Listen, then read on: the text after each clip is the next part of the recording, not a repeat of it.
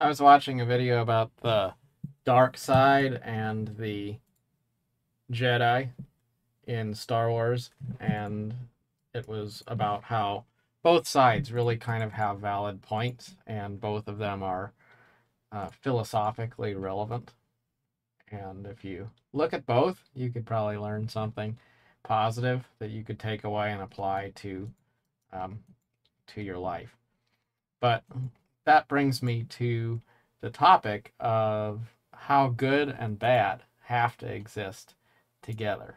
And we think that our goal in life should be to fight against evil and to do good.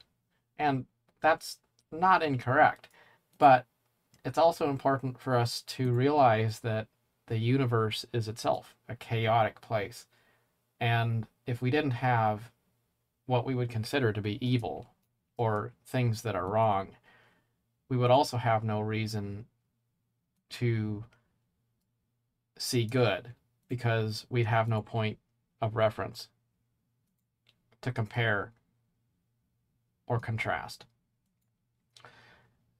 It's kind of like a video game, isn't it? Imagine if you have a game without any competition, without any bad guys, without anything that could possibly go wrong. It's more pleasant in a way. True. But it takes away that sense of challenge. It takes away the joy of accomplishing something along the way. Because if there's nothing that can set you back, nothing that can cause tragedy, nothing that represents the opposing faction, then there's also nothing to give you cause for happiness when you triumph. That's why I like sandbox MMOs, because there's a certain realness there. There's a sense that objects have value and actions have consequences and loss has substantive meaning. And in theme park games, it's a lot more immaterial what happens because there's not really a consequence. In a world filled with light and dark, the contrast gives us the ability to see the strength of both.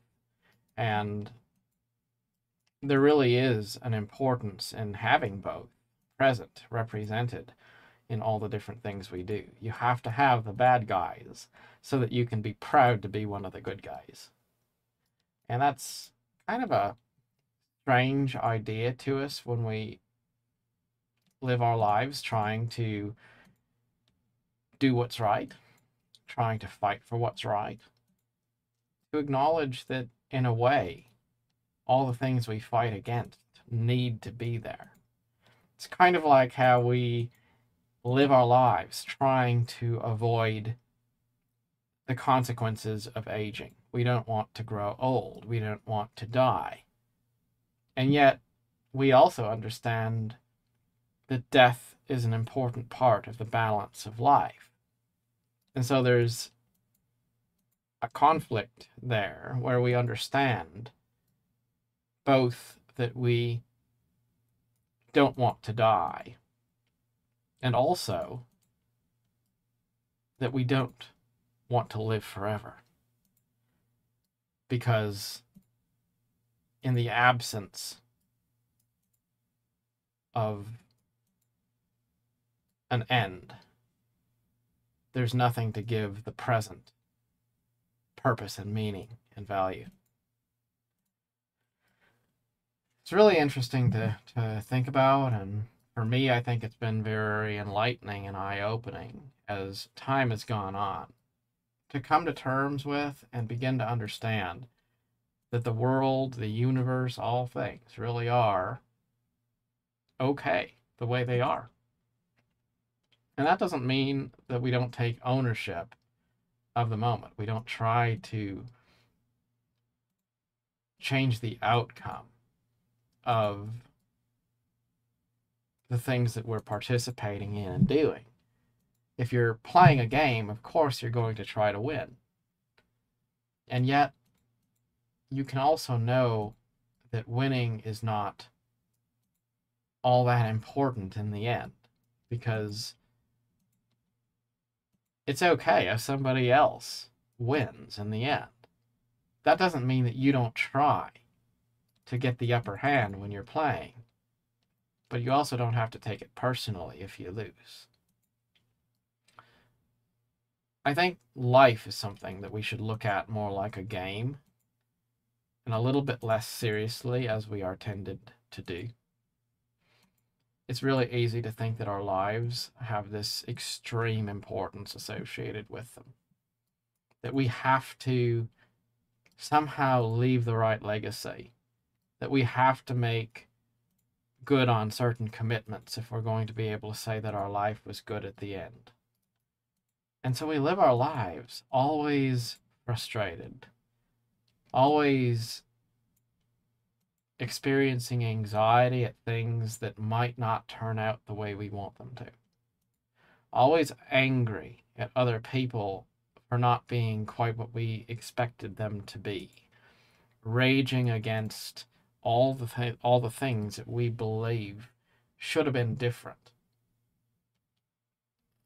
And it manifests in political views, in religious ideologies, in our careers, and all these different things. It's just prevalent everywhere. We're always doing things, trying to achieve that standard of success. And we think that if we could just win and get to the point where we're the strongest presence, the loudest voice in the room, then we could say we did it, we got there. But that's not fair. It really isn't, because you have to have thieves if you're going to have noble people that try to stop the thieves. You have to have lawless people if you're going to have a system of law. You have to have losers if you're going to have victors. You have to have old age and death if you're going to have birth and youth. We all have a part to play. But really, it's just a game. We're just playing a part. That's all there is to it. And all the parts, with all their chaos and all their conflict, have to exist. Liberal ideas have to exist for conservative ones to exist. You have to have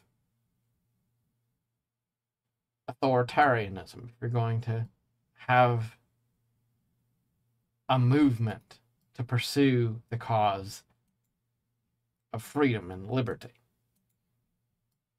You can't have just good without its opposite, an equal and balanced measure. Any more than you could have a competitive game with only one side. You ever try to play chess with yourself? I mean, you can, I guess, but that gets old. You kind of want to play against an opponent, someone who's not you, someone who represents the other side. Otherwise, at some point, you get tired of playing the game.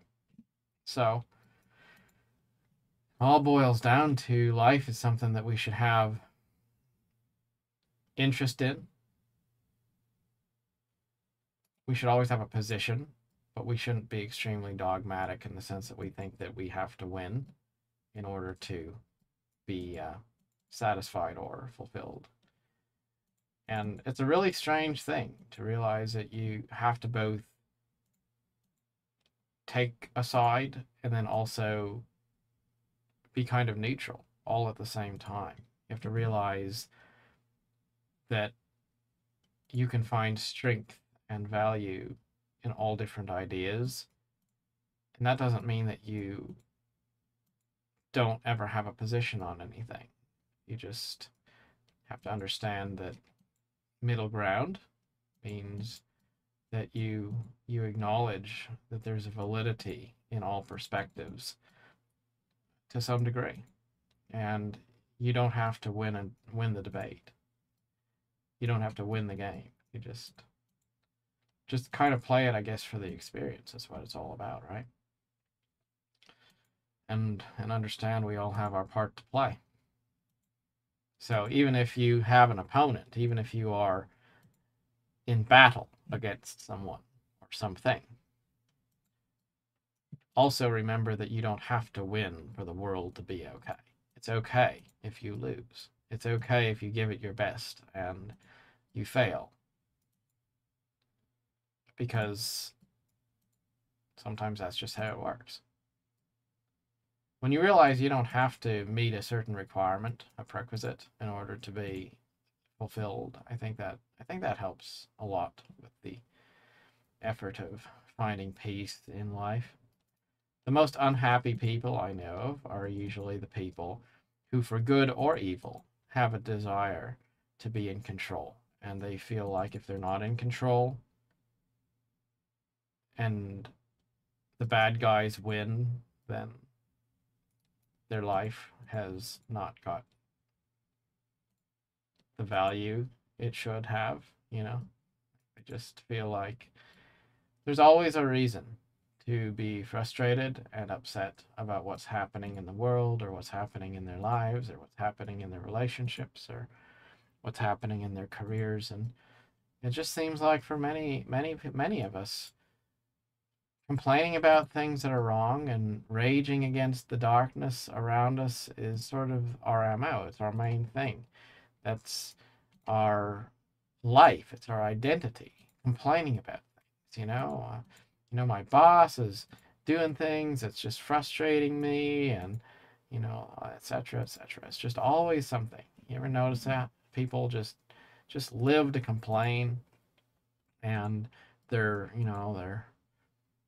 just all pumped up, furious about something, mad about something, trying to, stick it to somebody and prove themselves at someone's expense. And it can be tiring.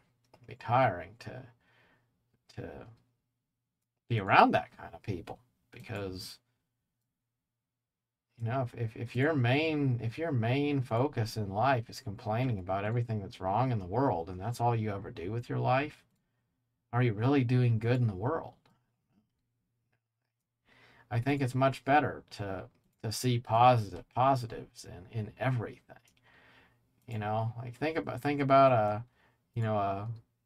video game where maybe maybe you play the role of a paladin, a knight, a noble, or maybe you play the role of a mugger or a mercenary. And it's not really that one is good and the other's bad. They just are what they are. They're parts we play. Some people are meant to be muggers. Some people are meant to be a neutral evil. Some people are meant to be a lawful good. I think that's just the way of life, that we all have different parts to play, and it's important to understand that, and then not hate your opponent. Just play your part, and respectfully, you play against your opponents, but don't be emotionally weighed down by all the things that you think aren't right in the world, or aren't right in your life, or aren't going the way you wanted them to go. The most interesting experiences are the ones that don't go according to plan. They teach us things. They help us to diversify our experience. So a little bit less firmly grasping the